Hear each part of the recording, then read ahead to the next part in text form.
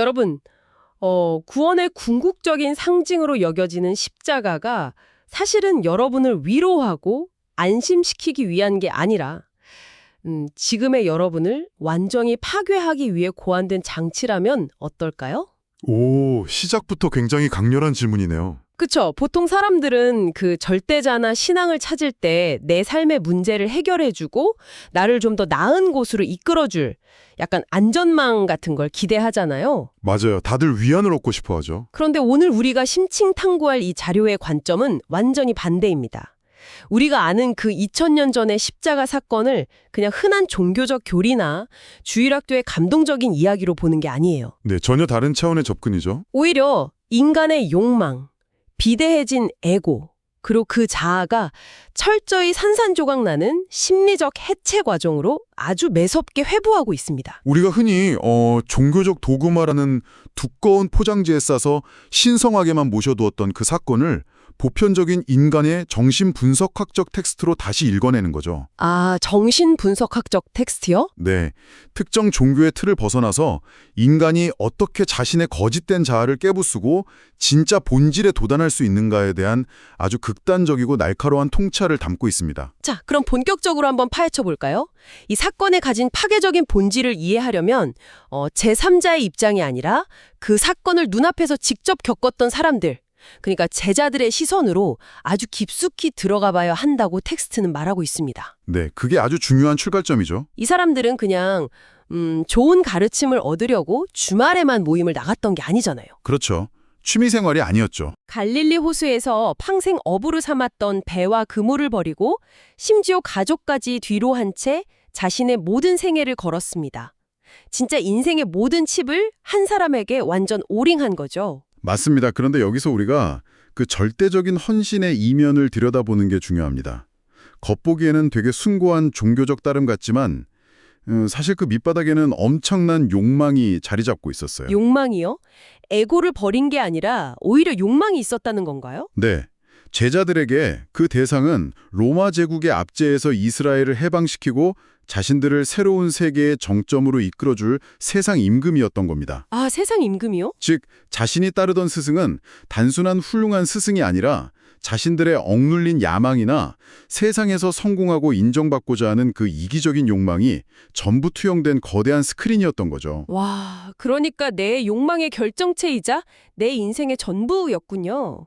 그렇다면 그 세상 임금이 반란에 성공하기는커녕 가장 무력하고 비참한 방식으로 십자가에 매달려 처형당했을 때 제자들이 느꼈을 감정은 그냥 스승을 잃은 슬픔이나 상실감이 아니었겠네요. 말 그대로 자신이 딛고 서 있던 우주가 붕괴하는 경험이었을 겁니다. 우주가 붕괴한다. 네, 그 죽음은 스승 한 사람의 죽음으로 끝나는 게 아니라 그 스승을 통해 자신이 이루고자 했던 모든 이기적인 꿈과 에고가 나무에 매달려 함께 거세랑하는 사건이니까요. 아, 내 꿈이 같이 죽는 거군요. 그렇죠. 내가 투자한 정체성의 전부가 내 눈앞에서 피를 흘리며 죽어가는 걸 목격하는 끔찍한 절망인 겁니다. 사실 현대인들의 삶에서도 이런 붕괴의 순간들을 찾아볼 수 있을 것 같아요.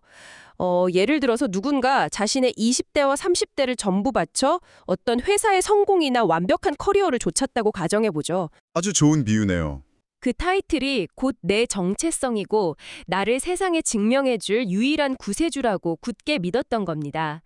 그런데 어느 날 갑자기 그 회사가 파산해버리거나 내가 믿고 따르던 완벽한 롤모델이 끔찍한 위선사로 밝혀져서 하루아침에 모든 게 무너져 내리는 상황. 네, 그런 폐허 속에 남겨졌을 때 인간은 자신이 진짜로 좇았던 게 무엇인지 비로소 직면하게 됩니다. 껍데기가 벗겨지는 거네요. 맞아요. 겉으로는 회사의 비전이나 롤모델의 훌륭한 가치를 따랐다고 믿었겠지만 그 환상이 깨지고 나면 결국 남는 건 남들에게 인정받고 우월해지고 싶었던 나의 맹목적인 에고뿐이라는 걸 깨닫게 되죠. 맞아요. 바로 그 순간의 절망감이 오늘 자료의 핵심인 것 같습니다. 모든 게 박살나고 나서야 헛된 욕망에 사로잡혀 있던 가짜 나를 타자화해서 볼 수 있게 되니까요. 그렇죠. 텍스트에서는 이 철저한 절망을 파멸이 아니라 오히려 필수적인 진화의 과정으로 보더라고요. 이른바 비본질의 죽음과 본질의 부활이라는 개념으로요. 아주 정확하게 짚으셨습니다. 여기서 매력적인 부분은 이 텍스트가 그 사건을 완전히 다른 프레임으로 해석한다는 점이죠. 어떤 프레임이죠? 제자들의 자신의 욕망을 투영해 만들어낸 세상 임금으로서의 가짜 형상, 즉 비본질은 십자가에서 철저하게 죽어 없어졌습니다. 하지만 그 가짜가 죽어버린 바로 그 진공 상태에서 그동안 욕망에 가려져 보이지 않았던 진짜 본질이 제자들의 내면에서 살아나기 시작했다는 겁니다. 아, 에고가 죽어야 진짜가 살아난다. 네, 에고로 뭉친 첫 번째 자아가 완전히 죽어 없어져야만 본질적인 두 번째 자아로 이행할 수 있다는 아주 혹독하지만 피할 수 없는 정신적 통과 의례를 보여주는 거죠. 에고가 완전히 죽어야 진짜 나를 만날 수 있다. 여기까지는 심리학적으로도 아주 깊이 공감되는 이야기입니다. 네, 보편적인 진리죠. 그런데 이 지점에서 아주 본질적인 의문이 하나 생깁니다. 그저 내면의 심리적 변화나 깨달음의 과정이라면 왜 하필 십자가라는 그렇게 끔찍하고 물리적인 공개 처형의 방식이어야 했을까요? 아, 십자가의 필연성 말이죠? 네, 여기서 이 메커니즘을 설명하기 위해 텍스트에 아주 귀괴한 메타포 하나가 등장하잖아요. 그 구약성서에 나오는 광야의 뱀 이야기요. 네, 민수기에 등장하는 아주 상징적인 에피소드죠. 이스라엘 백성들이 광야에서 고된 삶에 불평하며 신을 원망하다가 맹독을 가진 불뱀들에게 물려 죽어갑니다. 네, 독사한테 물린 거죠. 그때 모세가 구리로 놋뱀을 만들어서 장대 높이 달아 올렸고 불뱀에 물려 죽어가던 사람들이 그 장대 위에 놋뱀을 쳐다보자 살아났다는 내용입니다. 솔직히 뱀에 물려 죽어가는데 다시 뱀의 형상을 쳐다보고 살아난다? 이게 직관적으로는 잘 이해가 안 가거든요. 여기서 사람들을 물어뜯는 그 불뱀은 도대체 뭐를 의미하는 겁니까? 불뱀은 인간의 가장 맹렬한 욕망과 이기적인 권력 의지를 상징합니다. 권력 의지요? 네, 내가 내 삶의 주인이 되고 스스로 신의 자리에 올라가 선악을 내 맘대로 통제하겠다는 비대해진 에고죠. 사람들이 광야에서 불뱀에 물려 죽어간다는 건 어떤 외부의 위협 때문이 아닙니다. 그럼 뭐 때문이죠? 바로 자신들 내부에서 끓어오르는 그 도끼 어린 이기적 욕망에 스스로 잡아먹히고 있다는 심리적 상태를 아주 시각적으로 보여주는 겁니다. 아, 내 욕망에 내가 먹히고 있는 거군요. 여기서 정말 흥미로워지는 부분은요. 이런 유의 철학이나 종교에서는 보통 욕망 자체를 되게 금기시하고 억누르라고 하잖아요. 그렇죠. 보통은 악으로 규정하죠. 그런데 이 텍스트에서는 욕망 그 자체를 악마화하진 않습니다. 배가 고프면 밥을 먹고 싶고 인정받고 싶은 건 육체를 살게 하는 자연스러운 동력이니까요. 맞습니다. 생존의 본능이죠. 문제는 이기심을 중심으로 똘똘 뭉친 그 기형적인 정신 상태. 그러니까 내가 세상의 왕이 되겠다며 또아리를 틀고 있는 그 괴물이 본질적인 나를 질식시키고 있다는 거거든요. 그렇기 때문에 놋뱀의 비유가 치밀한 겁니다. 장대에 매달린 놋뱀은 독을 품고 살아 꿈틀거리는 진짜 뱀이 아닙니다. 사람들을 물어 죽이던 그 끔찍한 뱀의 형태만을 고스란히 본떠서 만들어진 금속 조각이죠. 가짜 뱀인 거네요. 네. 그리고 이걸 더 큰 그림과 연결해 보자면 십자가에 매달린 인물이 바로 이 놋뱀의 위치에 있다는 겁니다. 네. 구원자의 상징이 사람을 물어 죽이는 뱀의 형상과 같다는 건 정말 도발적인데요. 어떻게 그런 연결이 가능하죠? 십자가에 매달린 인물이 스스로 세상의 왕이라는 자리를 쟁취한 적이 없다는 사실을 떠올려 보십시오. 아, 대중들이 억지로 왕으로 추대하려고 했었죠? 바로 그겁니다. 대중들이 자신들의 세속적이고 이기적인 욕망, 즉 내 안의 불뱀들을 그 사람에게 무차별적으로 투사해서 세상 임금이라는 형상으로 만들어낸 겁니다. 아, 껍데기를 씌운 거군요. 맞아요. 결국 십자가에 못 박혀 공개적으로 처형당한 것은 특정 역사적 인물이라기보다 대중들의 그 추악하고 헛된 욕망이 더 씌워진 가짜 우상 자체인 거죠. 와, 그러니까 십자가라는 높은 장대 위에서 사람들의 이기적인 욕망의 덩어리가 처형당하는 걸 두 눈으로 목격하는 메커니즘이군요. 정확합니다. 과거에 모세의 지팡이가 이집트 마법사들의 뱀을 다 집어삼켰다는 이야기처럼 십자가에 달린 그 놋뱀이 우리 내면에서 우글거리며 우리를 갉아먹고 있던 진짜 불뱀들을 한 번에 다 삼켜버리고 처형하는 거네요. 아주 통찰력 있는 요약입니다. 내가 만든 욕망의 괴물이 어떻게 파괴되는지를 철저하게 직면하게 만드는 일종의 거울인 셈이네요. 자신의 가장 추악한 애구가 파괴되는 과정을 피하지 않고 정면으로 응시하는 것, 놋뱀을 쳐다보고 살아났다는 건 바로 그 고통스러운 직면을 의미합니다. 내 안에 가짜가 죽는 것을 철저히 인정할 때 비로소 맹독에서 해방될 수 있다는 뜻이죠. 그래서 이게 다 무슨 의미일까요? 솔직히 옛날 상징 해독하는 건 흥미롭긴 한데 이게 스마트폰을 들고 출퇴근하는 지금의 우리 삶에 무슨 타격감이 있냐는 겁니다. 그렇죠. 현실적인 적용이 중요하죠. 이 텍스트의 관점이 정말 서늘한 이유는 2000년 전 광야나 예루살렘의 이야기를 현대인들의 일상으로 곧바로 끌고 들어오기 때문입니다. 처음 예수를 따르는 것은 이기적인 자아를 강화하기 위한 처음 사람이다. 와, 이 말이 참 아프게 찌르더라고요. 이것은 우리에게 아주 중요한 질문을 제기합니다. 우리가 무언가를 맹목적으로 믿고 따를 때 동기를 아주 냉정하게 묻는 거죠. 우리의 동기요? 네. 현대인들의 신앙이나 어떤 굳건한 신념을 가질 때 2000년 전 제자들의 모습과 과연 얼마나 다를까요? 세상살이가 너무 힘드니까 나를 좀 위로해주고 내 소원을 들어주고 내 사후세계까지 안전하게 보장해줄 전능한 해결사를 원하잖아요. 아, 내 욕망을 채워줄 대상이 필요한 거네요. 맞습니다. 대상의 이름만 바뀌었을 뿐 본질적으로는 내 에고를 무한히 확장시켜줄 램프의 요정, 지니를 갈구하고 있다는 점에서 완벽하게 동일합니다. 결국 우리는 우리 안에 욕망을 채워줄 수단으로 신이든 이념이든 무엇인가를 나의 전부로 만들고 있다는 거네요. 그런데 바로 이 지점에서 우리가 오늘 다루는 자료는 아주 극단적인 선언을 던집니다. 어떤 선언이죠? 만약 당신에게 현재의 예수가 전부인가? 그렇다면 당신 안에 그 예수는 반드시 죽어야 한다. 와, 정말 아주 단호하고 파괴적인 선언이죠. 도그마에 갇혀서 역사 속 어떤 인물이 나 대신 십자가를 지고 부활했다는 교리적 지식만 믿으며 그것을 나의 방패막이로 삼고 있다면 그건 철저한 자기기만이라는 겁니다. 자기기만이요? 네. 나와 아무 상관없이 외부에서 100번을 죽은들 그게 내 삶의 본질적 변화와 무슨 상관이 있냐는 아주 날카로운 지적입니다. 세상에 위로를 받으려고 찾아간 사람한테 네가 의지하는 그 위안거리부터 당장 박살내라고 바라는 거잖아요.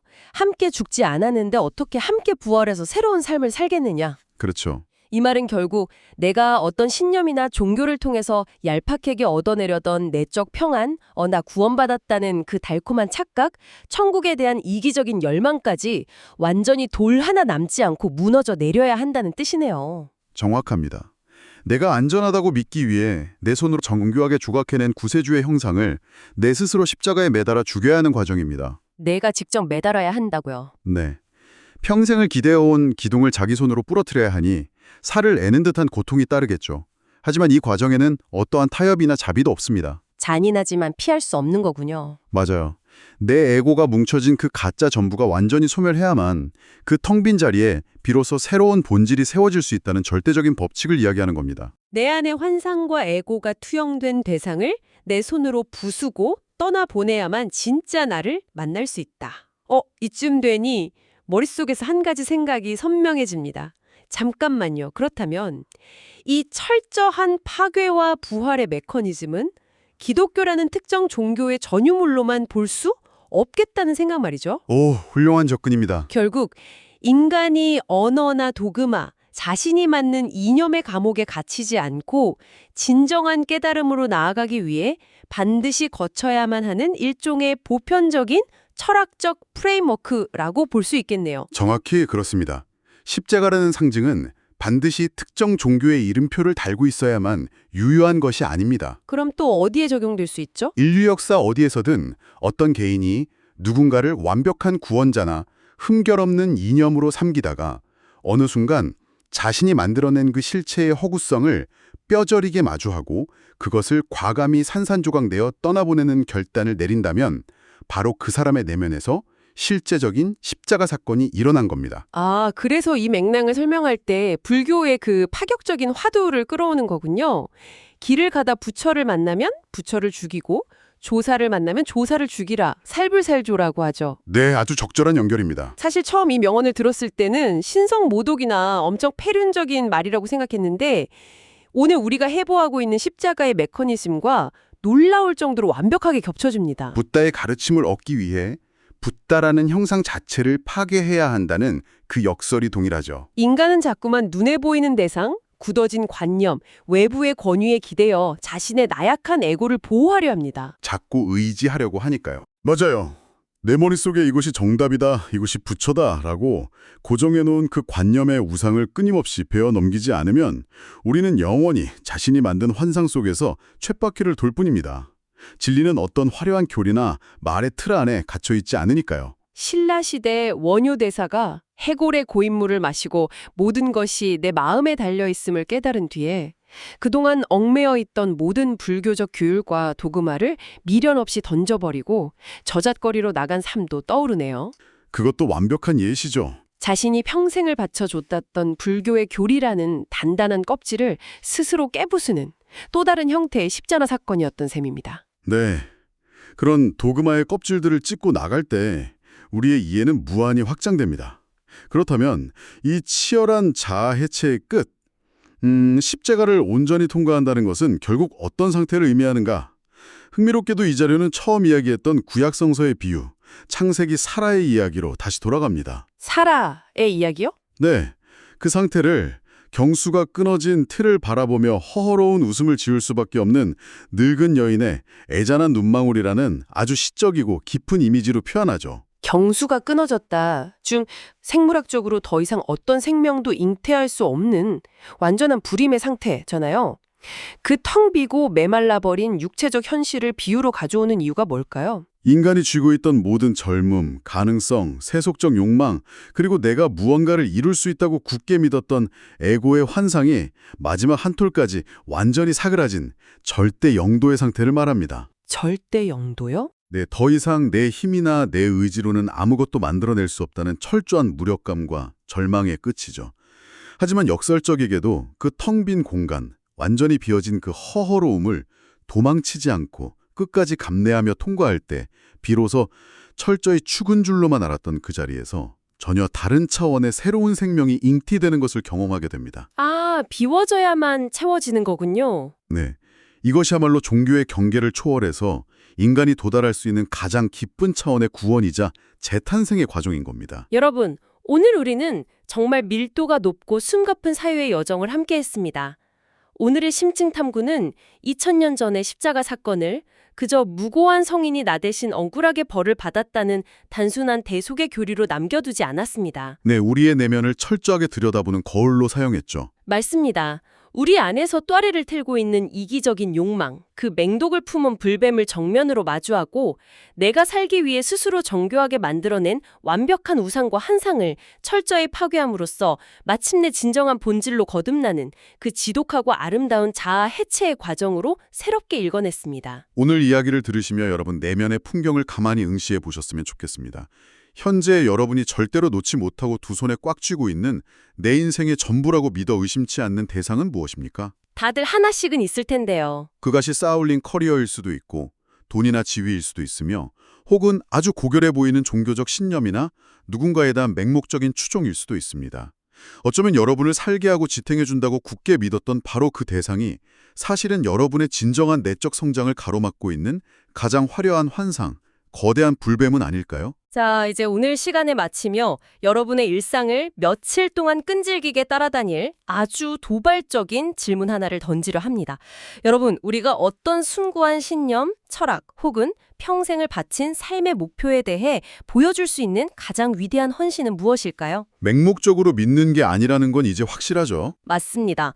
그것은 그 대상을 맹목적으로 추앙하고 끝까지 방어하는 태도가 아닐지도 모릅니다. 오히려 우리가 가진 그 대상에 대한 현재의 알량한 이해를, 나의 에고가 안락함을 위해 만들어낸 그 단단한 껍데기를 어느 순간 완전히 산산조각 내어버릴 수 있는 파괴의 용기를 갖는 건 아닐까요? 파괴할 용기. 정말 무거운 숙제네요. 여러분, 더 넓고 투명한 진정한 본질로 부활하기 위해 지금 당장 여러분만의 십자가에 과감히 매달아 미련 없이 처형해버려야 할 여러분 내면의 그 위대한 환상은 무엇입니까? 오늘 우리가 나눈 이 서늘하고도 뜨거운 이야기들이 여러분의 내면에서 낡은 자를 허무는 거친 파도로 이어지길 바라며 오늘의 심층 탐구를 여기서 마치겠습니다. 끝까지 함께해 주셔서 감사합니다.